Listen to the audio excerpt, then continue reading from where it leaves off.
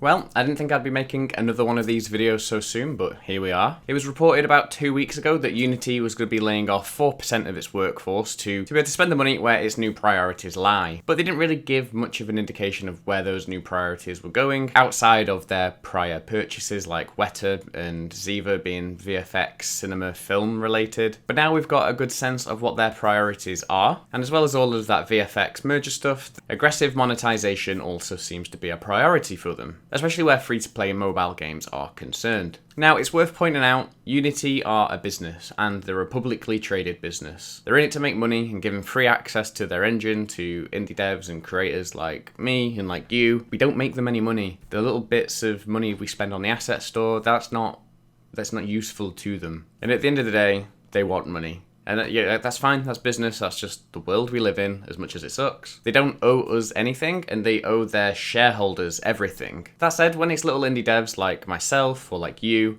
that have built up Unity's image for them, and had this really driving force, they'll tell you non-stop how great Unity is, whether you want to listen or not. And that's great, that's because people are passionate about Unity. But it definitely does sting, and it's just a kick in the teeth to all of the indie devs that have championed Unity so far. With all of that out of the way, let's just move on to the news. And there's kind of two parts to this news. There's going to be a follow-up to what's happening to Gigaya, as well as the latest merger, which is what kicked all of this off, really.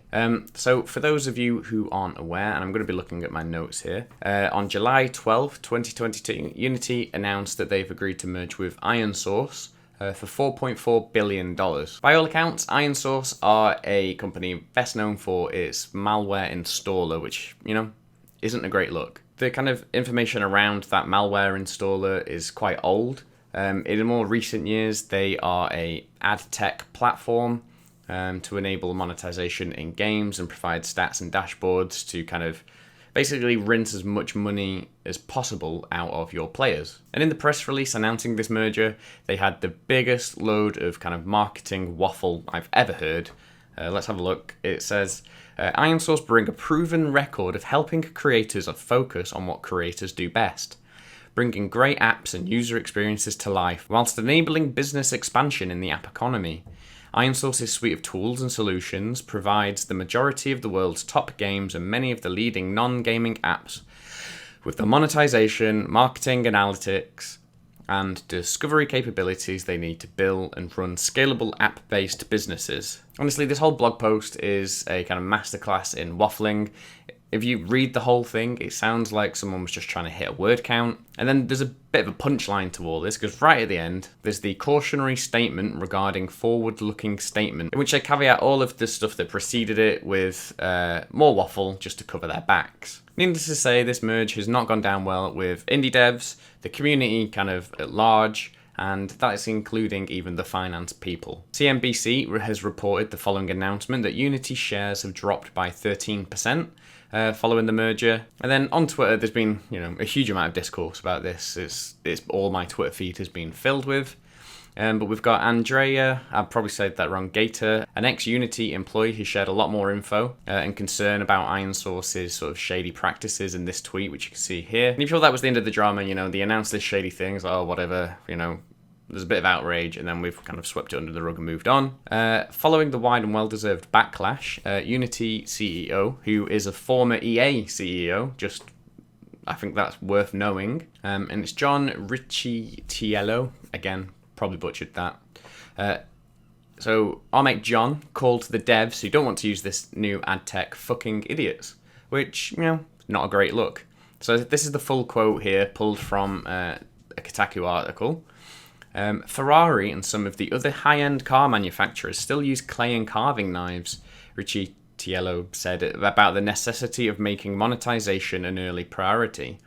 It's a very small portion of the gaming industry that works that way, and some of these people are my favourite people in the world to fight with. They're the most beautiful and pure, brilliant people. They're also some of the biggest fucking idiots. Now, what? They're just coming out swinging there. As you'd expect, this did not go down with the community well, and it actually resulted in a follow-up statement from John. He doesn't use his Twitter much, but he went to Twitter and posted the following tweet. He said it was clickbait, out of full context. He's deeply sorry if what I said offended any game dev. He absolutely loves people that make games with creative and hard work. I mean, you know, Kotaku shared the full quote. I've read the full thing where he was talking about it. Regardless of, you know, being out of context, you don't call the community fucking idiots after, again, like I said earlier, it's the community and these devs who have built up Unity. If it wasn't for indie devs, Unity would have failed a long time ago. And this is all just a bit of a sorry shit show, really. And it's definitely kickstarted my move to other engines. I said in my previous video about the Unity layoffs that in the kind of long term, I was going to move to Unreal.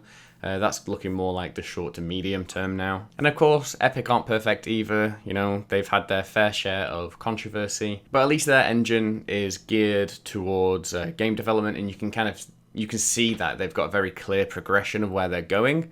Their previous purchases, sure, they want to go into the VFX industry, which, you know, makes them huge amounts of money, but the stuff there is getting fed back in and is allowing the game engine to actually improve to make games in it and interactive experiences. You know, with the Unreal Engine 5 Matrix demo, you know, there's like visual film quality assets, but it was running on the Xbox. Like, that power is being fed back into the engine to be used on multiple platforms. And, you know, the massive difference here is that Epic actually make a game in Unreal Engine.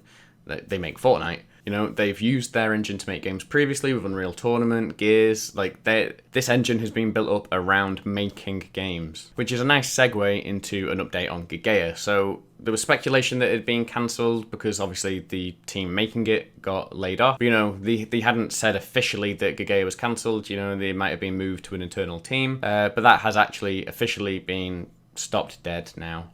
And on top of that, they've stated they're not going to release what they've done up to this point anyway, which is a shame. You know, if they've put this work in making it, they could have at least released it as a bit of a learning resource, but, you know, it's not happening. When announcing Gigaya, they went really big. They went to GDC, did big talks, got a lot of press about how Unity were finally going to take their game engine seriously and make a game in it to provide feedback to the engine and tool team. But in a forum post, they've stated that to finish it would be too time consuming and costly, which, yeah, no shit, it's hard work making games, especially when Unity for large, big scale projects is hard. And that was the whole point of Gigaya, was to find these pain points and fix them. You know, they did say it served its purpose. They got a lot of feedback from making it, so they can now feed that back into the engine. So hopefully, you know, that will actually make its way back into the engine. It's going to be continued to be used as an internal resource. But yeah, we all knew that was going to happen, but it still sucks to see. But yeah, there you have it. I want to get back to making tutorials, but these